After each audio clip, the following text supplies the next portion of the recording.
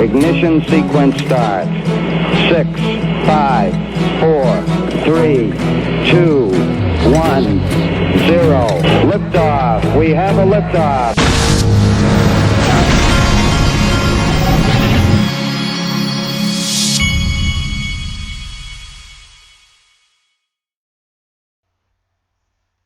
Hey everybody, this is the Digital Asset Investor, and I have been on the phone all morning, and I kind of got a little bit of a late start. Now this video, at the end of this video, I'm going to show you something that really made me laugh. For those of you that don't know, Sam I Am, I think he's at Green Eggs and Ham on Twitter, he's a definite follow, by the way. And also, he's got his YouTube channel, which is To the Lifeboats, and you should subscribe to that. I'll show it to you in a minute. I'm going to play you a clip. He did a great video where he was making fun at some of these Bitcoin maximalists that were doing a live stream during the halving yesterday. And it is just unbelievable how naive and silly that these guys are and how they back themselves into an indefensible corner, this anti-Ripple, anti-XRP thing, and it just shows how immature a lot of these guys are, and how and what can happen to a person when they dig their heels in on a topic where they just can't defend their position. It's indefensible what these guys are saying. And that's at the end of this video. I'm going to show you a clip, and Sam I Am really did a good job of just exposing how ridiculous these guys are. There were a couple of guys in this stream that I'm going to show you that knew what they were talking about. One of them was actually under NDAs, and these guys were actually working with some of the companies that are working with Ripple and knew what was going on, and they were trying to correct some of these guys like Tone Vays. It's unbelievable video how naive and just, I guess Tone Vays and some of these guys are just so stubborn that they cannot admit they've been wrong all along. And there's a lot of, unfortunately, there's thousands of people that follow these guys, and these guys, I mean, that Tone Vays guy is going to be, you're talking about having a spotlight on you about being wrong about something. Wow. I mean, it's going to be embarrassing. I'm sure he's a nice guy, but it's not going to end well as far as how the history books will be written on all this. Okay, let's look at the market. Let me do a refresh here. When you go to XRP's up, kind of flat, but Stellar is moving today. It's up almost 6%. And the rest of the market just seems kind of flat right now. Now, Sergeant Obi-Wan sent me this. A first for Ethereum, crypto derivatives exchange Sachs unveils U.S. Ethereum futures product. Now, what I think of when I see a futures product is it reminds me of when Chris Giancarlo said that the United States created Bitcoin futures to rein the price in. Futures are not necessarily a good thing, but really, the markets, in order for all these markets to evolve, you're going to have all kinds of financial products. It's just a natural part of it. You're going to make it where people can short all these digital assets. That's just the way it's got to be. So it's all progress. Next, if I can get this to go away. All right. Here we go. Sean Michael sent me this. Now, this is a big deal right here. This is an article about JP Morgan now serves crypto exchanges, Coinbase, and Gemini first clients. What this is about, folks, is for those of you that weren't around, for the last 2 years, here's the type of things we've seen. First of all, any businesses that were involved in Bitcoin or crypto, it was very difficult for a lot of these businesses to get bank accounts, to be able to get a bank account at banks. Here's what else has happened. We've seen individuals who were buying Bitcoin and crypto through places like Coinbase. Oftentimes the banks would shut down their bank accounts and not even give them a reason, just shut their bank account and say, sorry, here's your check for your bank account, the money in your bank account. We're just going to shut your bank account down. For buying something that's completely legal, by the way. Well, that's been going on, but back to this JP Morgan. So JP Morgan now is going to let Coinbase and Gemini have bank accounts, I guess.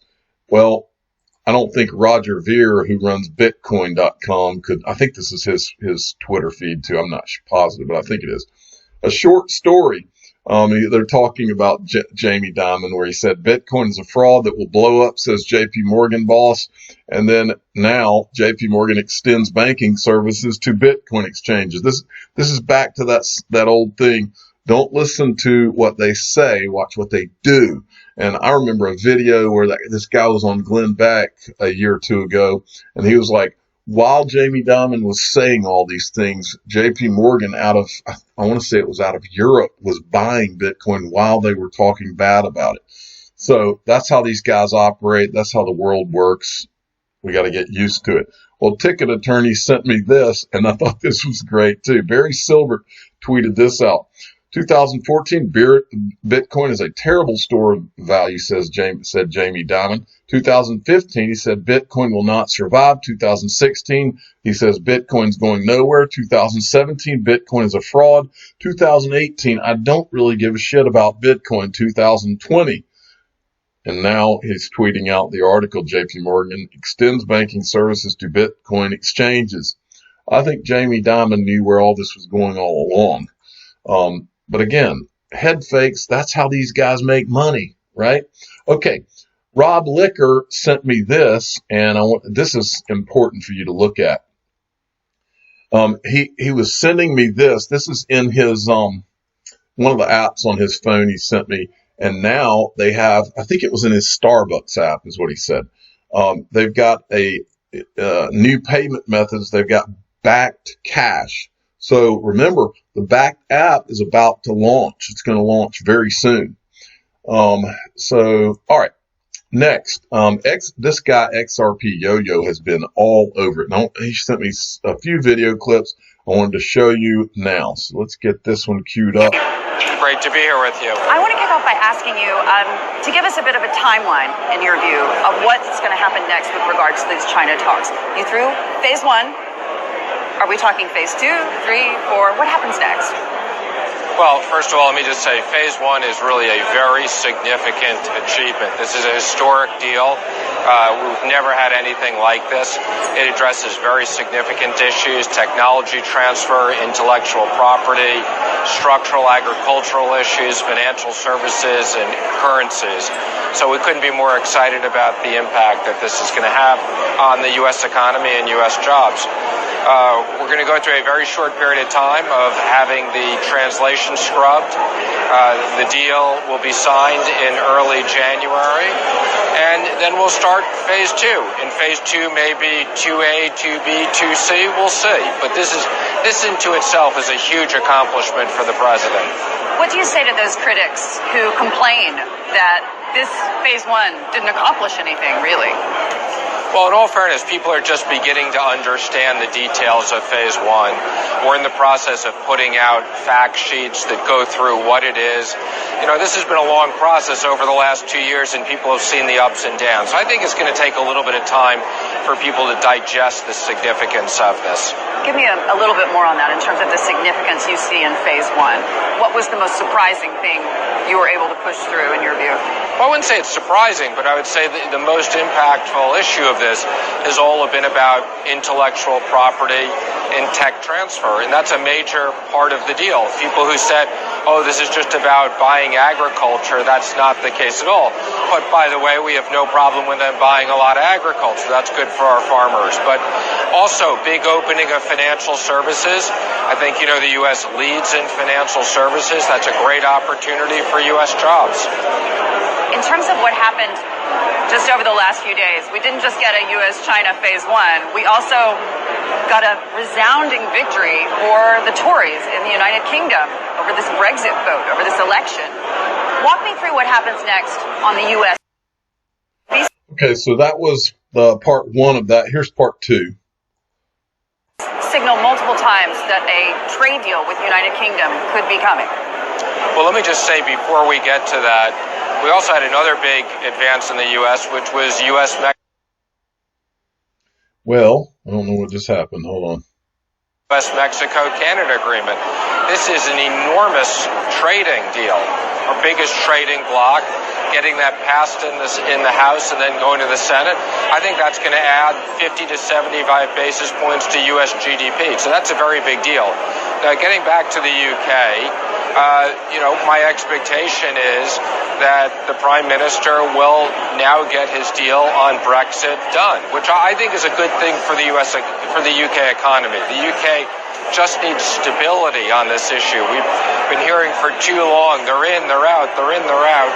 And we'll begin trading discussions with them. We're very much looking forward to that trading relationship. So you're already on it when it comes to a trade deal with the UK. Walk me through what happens next with regards to... Okay. All right. And then I wanted to show this as well. All these facilities, the markets work, and we don't need to use them. But they're there, and they're going to be ready, and they're going to serve as backstops. So we make sure that American business and American workers have access to liquidity. Mr. Secretary, I keep hearing one word, and it's a word that people tell me you will not use, and it has to do with PPP. 75% goes to workers, but people want flexibility. They want not to give it. They want to give it to the workers, but kind of you go from law firm to law firm to law firm, business person, business person, business person. They don't know what to do. They need guidance, and they all want the program to succeed, but they don't know how to execute on it. Jim, I disagree with you completely. They do know how to execute on it, and it's working great. 99% of the loans were $2 million and less to very small businesses. As you know, there's a small number of loans around public companies and things like that. But this program is working great. It's getting money to the workers. And on the 75%, let me just comment. The way Congress designed this, 8 weeks of payroll plus 25% of overhead. If Congress wants to change that rule, I'm happy to work with Congress if there's bipartisan support to do that. But the 75% test was just a clarity on a test that was clear in the way that Congress designed this program. But again, like anything else, if we need to make technical fixes as we see different issues, I think one of the things we're particularly sympathetic to are the restaurants. Yes. Many of the restaurants are just beginning to open up and have said that, they'd really like to hold the money. They can't do that. That's not something we can do, but we'll look at a technical fix. So we're working very clearly, but this program, let me tell you, this is going to help about 60 million Americans get back to work. Mr. Secretary, I could not agree with you more. I think it's an unbelievable program. We just want, there's certain industries that are more difficult, and if they give us flexibility from Congress, it will really be a home run.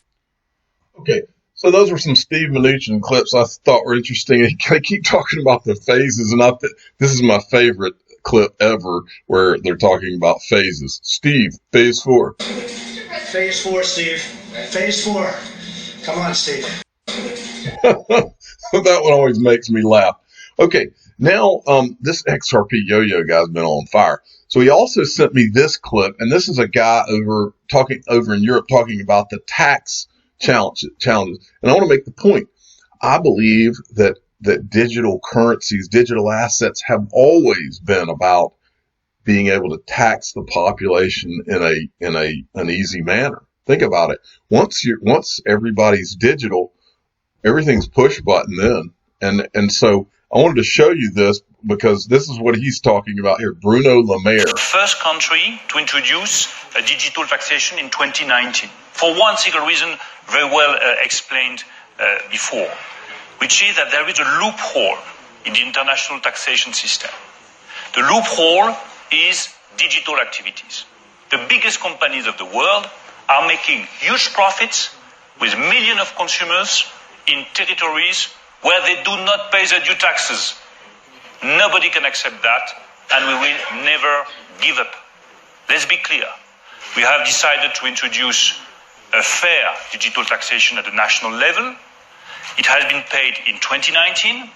We have just given some time to have an international solution at the OECD on the basis of the excellent work done by the OECD, because I think that we are all the view that it is far more preferable to have one single international solution for a fair and efficient taxation of digital activities, instead of having many national taxations all over the world, especially in Europe. That's our point. But let's be clear, in 2020, all the digital companies that are under the scope of either the OECD or national taxation will have to pay.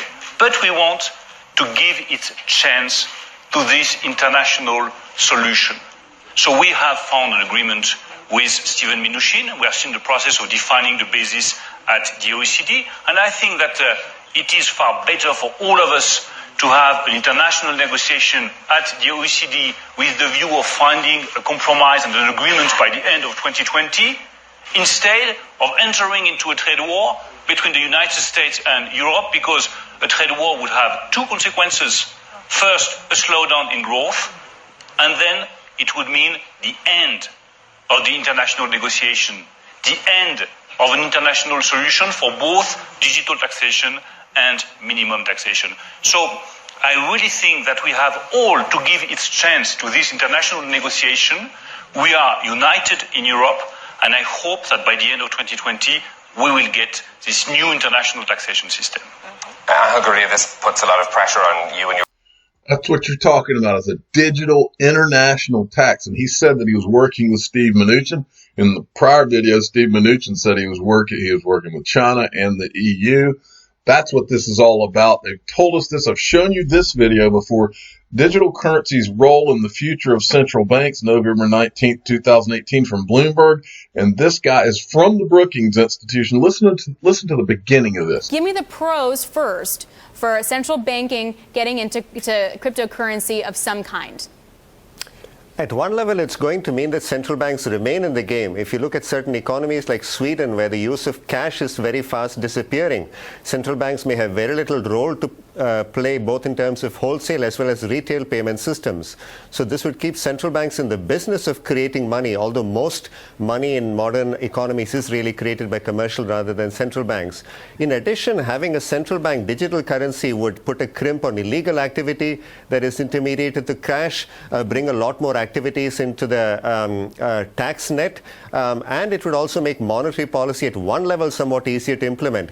If we all had deposit accounts with the Federal Reserve, which would be one way of having electronic money, the Fed would be able to impose negative nominal interest rates, which it couldn't do during the financial crisis. So there is a lot to be said for having a central bank digital currency. There you go. A tax net and imposing negative interest rates. This is what it's all about, folks. Now, does that mean that you and I, as this transition happens, cannot become mega wealthy? Of course we can become mega wealthy off of this. And I believe that the winners will be the ones that saw this coming. The losers will be the people that just become enslaved to this push button tax system, which is what it will be. Okay, but you got to see it for what it is. All right. Now, I want to remind everybody that Consensus is going on right now, and you can actually go and watch it. Let me do the refresh button on this and see. I think Stellar is on right now. Well, actually, they're having a problem with their live stream right now, but they've got a channel on CoinDesk. If you want to go watch it, it should be up soon. All right. Then XRP Crypto Wolf sent me this. Ripple's partner, Flare Networks, will integrate XRP over the next quarter. The Flare Network will have a two-way trustless integration with XRP. This will enable smart contracts with XRP on a next-generation blockchain with settlement on the XRP ledger. Good stuff. Then this right here from XRP Crypto Wolf, U.S. banking regulator suggests a federal licensing framework for cryptocurrency firms. Brian Brooks, a key bank regulator in the U.S., is open to allowing crypto companies be licensed as financial institutions on a national level rather than state by state. Remember who Brian Brooks is, folks. He worked with Steve Mnuchin. He's now the deputy comptroller of the currency. He worked with Steve Mnuchin at One West Bank, and the other guy, I'm drawing a blank, the actual comptroller of the currency is, I can't remember, is Otting or something like that. But anyway, both of them worked at One West Bank with Steve Mnuchin. The other guy that worked for Steve Mnuchin as general counsel, One West Bank was sold to CIT Bank, and the general counsel for CIT Bank, while Steve Mnuchin was on the board, was none other than Stuart Alderati, who is now Ripple's general counsel. That's worthy of note. But this guy is now the deputy comptroller of the currency, and this is him talking. He's at Consensus in this clip.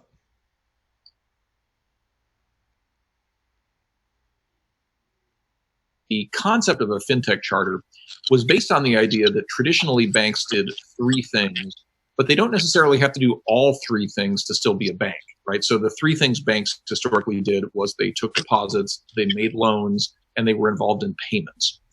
When the fintech charter was announced a few years ago, the idea was, what if we had a company that made loans but didn't necessarily take deposits? Could that be a bank? And the OCC's answer was, yeah, we think a lending company could be a bank even if it doesn't take deposits. Well, if you think about a crypto company, a lot of what these tokens are really payments applications. They're means of transmitting value on a blockchain from person A to person B to person C without necessarily going through a central intermediary. But there are also other kinds of payments companies that aren't blockchain companies. Think about Stripe and PayPal and others. And so one of the things I think we have to ask ourselves as an agency is if it makes sense to have a non-depository lending charter, which was the original fintech concept, would it also make sense to have a non-depository payments charter? I don't know the answer to that, but these are questions that we're going to ask. And if the answer were yes, we think that a payments charter is not dissimilar to a fintech charter at some point in the future, then you can well imagine that it wouldn't just be the traditional payments companies like Stripe and PayPal that would want to be part of that environment. There may be crypto companies that would see that as an alternative to a money transmission license and would give them a national platform to do business. So these are all things that we'll explore in our innovation office. And, I think they'll get the attention that they deserve. You can see these guys right now doing the things that are necessary to transition this economy. You can see it right before your eyes if you're paying attention. Okay, XRP crypto, the European Central Bank is working on a retail central bank digital currency. We have set up a task force on a CBDC within the ecosystem, a retail CBDC.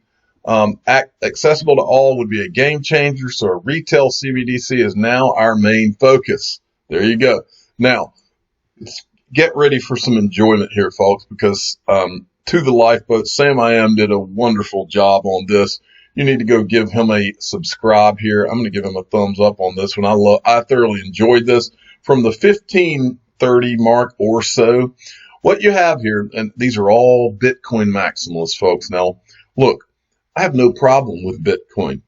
But to me, it's a tragedy what these people are doing to themselves and to the people that are listening to them.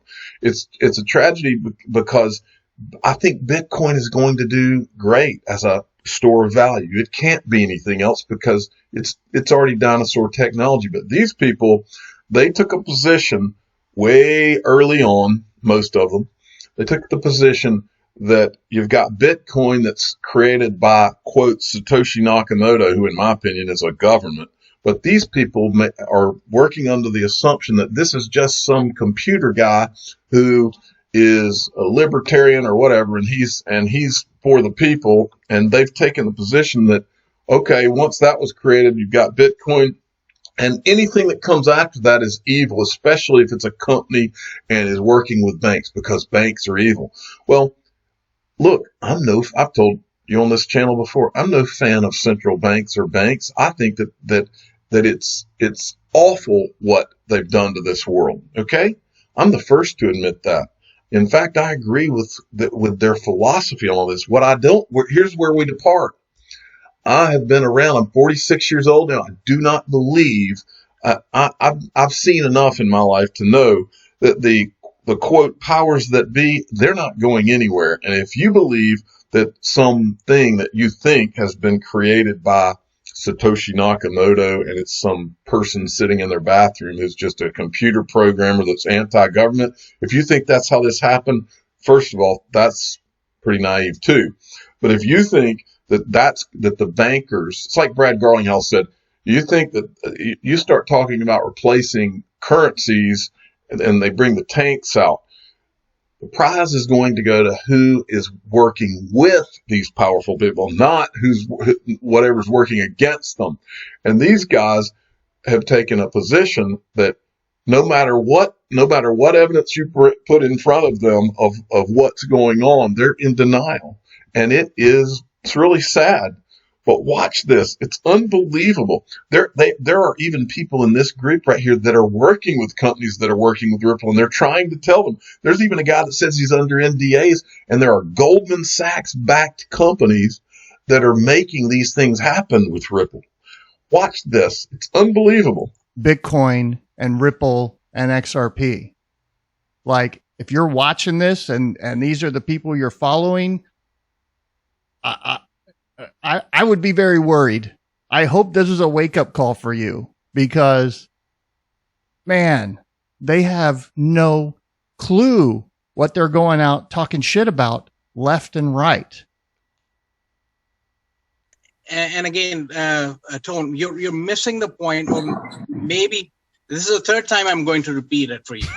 There are corridor channels that are getting established by companies. And again, I don't want to give the name of the company because, again, I'm under an NDA. But these are companies, Goldman Sachs backed companies, and others as well. That's just one of the players, because they invest in multiple of these initiatives. So these corridors are getting established to do nostro vostro or payment channels. So they essentially are trying to do the sort of true. They're utilizing existing nostro and vostro accounts until they can get set up and exchange, as well as the last mile delivery for deposit into a beneficiary account, all that set up and arranged. Then they can, it's literally a change in the software to enable use XRP, and then they're using XRP. They don't need those nostro and vostro accounts anymore. They don't need to maintain that correspondent banking relationship. All that goes away, and they settle payments. They send money, they settle in 60 seconds. Of SWIFT network, the payment network channel that they established. Okay, all right. So I think what we want to establish is, are they using Ripple the token in this corridor channel? That's really the thing that we want to know. What they do mainly is basically, so Ripple has something called RippleNet. RippleNet, yes.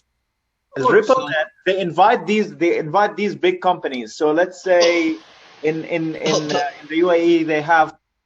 Notice Joe Saz up there. He's awful quiet, isn't he? Something called UAE. He's saying he's quiet because, by the way, he's saying he's quiet up there because Sam actually got on a video with him and set him straight on a lot of things. And so this guy knows, because Sam's a very smart guy, and he kind of informed this guy.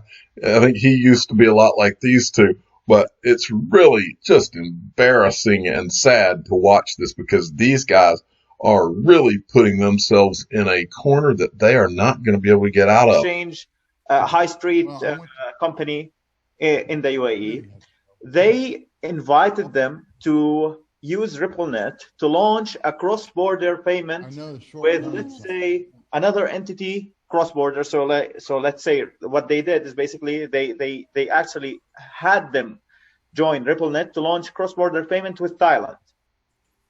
And how did they do that? They collaborate with famous management consulting company, in that case Accenture. So see, this guy knows something of what he's talking about, because Accenture is doing the installs for RippleNet for new customer turnups.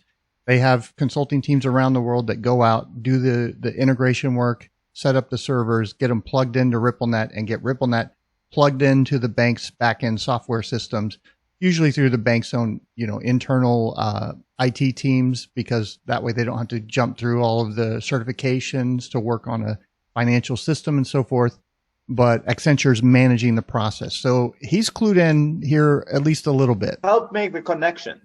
So let's say these well-established companies, they really do not have really big trust in cryptocurrency companies in general.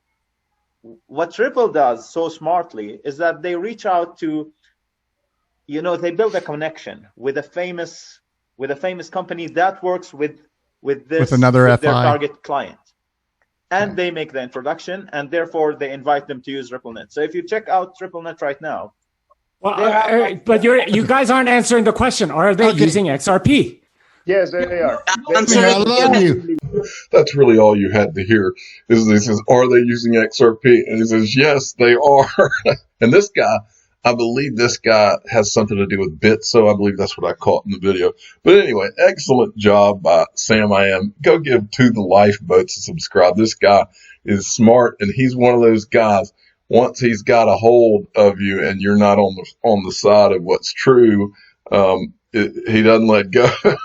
But great job, Sam. I'm the digital asset investor. I'm not an investment advisor. This is for entertainment purposes only. Please subscribe and hit the like button. Tell your friends and family to go check out this video by Sam. The whole thing is just hilarious. It's well worth watching. Thanks for listening.